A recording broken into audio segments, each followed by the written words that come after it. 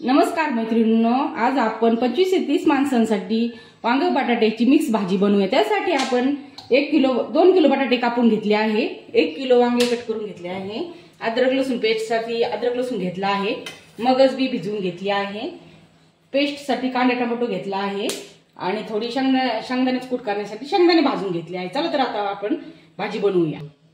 आता आपण खडे मसाले तेलामधून फ्राय करून घेऊ। त्यासाठी लवंग, मिरी, इलायची, तमालपत्र इत्यादी घेतले आहे, ते तेलामध्ये फ्राय करून घेऊ। ग्रेव्हीसाठी आपण कांदा फ्राय करून घेऊया।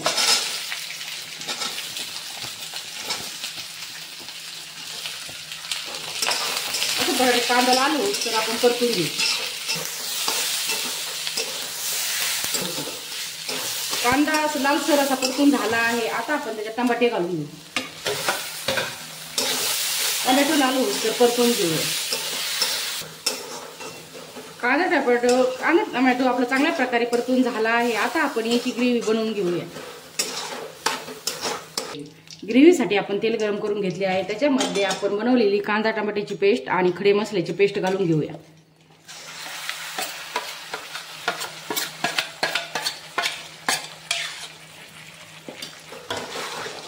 पेस्ट चांगली तेल सुटूस तर आपण परतून घेऊया।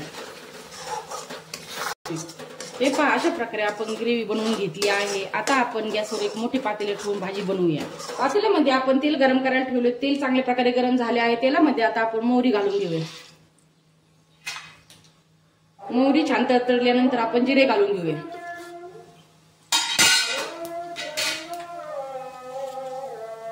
जिरे लाल झाल्यानंतर तमालपत्र घालून घेऊया।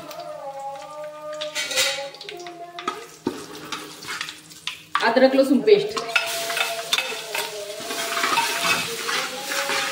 हे सर्व छान परतून घेऊ। पेस्ट लाल झाल्यानंतर आपण घरगुती मसाले घेतलेले, घरचा मसाला, कांदा लसूण मसाला, लाल तिखट आणि मीठ घालून घेऊया।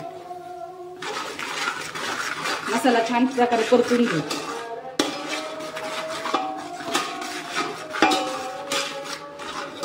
हळद घालून घेऊया।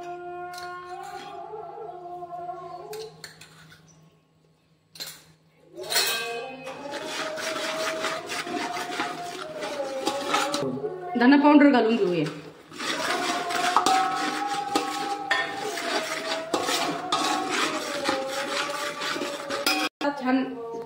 छान लाल झाला आहे। आता आपण बनवलेली ग्रेव्ही मसाल्यात घालून घेऊ। आता हे सर्व एकत्र परतून घेऊया। हे पहा, आपला मसाला चांगला परतून झाला आहे, त्याला तेल चांगल्या प्रकारे सुटले आहे। आता आपण याच्यात कापलेले बटाटे आणि वांगे घालून घेऊ।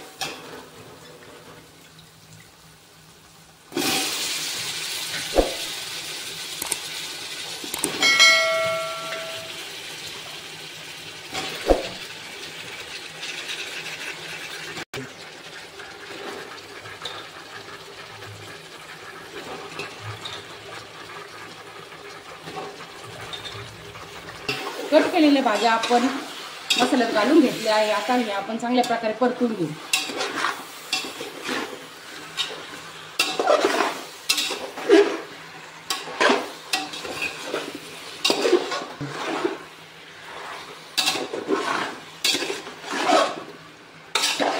अशा प्रकारे भाजी छान प्रकारे परतून घ्यायची।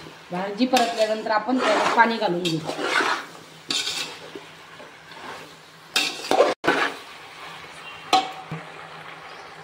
भाजी चांगल्या प्रकारे परतून झाली आहे, त्याच्यात आपण पाणी घालून घेऊ।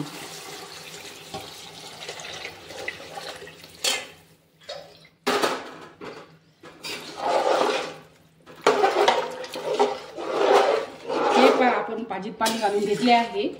आता आपण मंद गॅसवर भाजी शिजून देऊया। भाजी शिजून झाल्यावर त्यात शेंगदाण्याचा कूट घालून घेऊ। भिजत घातलेली मगज बी आपण मिक्सर मधून दळून घेतली होती, ती आपण मसाल्यात घालून घेऊ।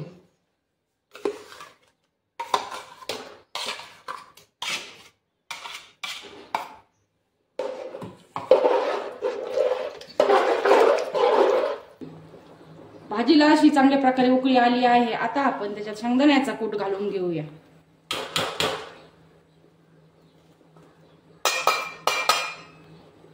हे पहा, आपण शेंगदाण्याचा कूट घालून घेतला आहे। भाजी तयार झाली आहे, त्याच्यात आपण थोडी कोथिंबीर घालून घेऊया.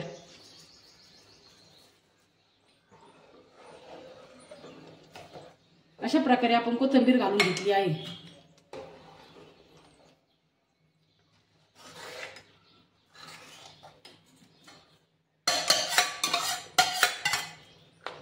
हे पहा, अशी छान भाजी तयार झाली आहे आपली.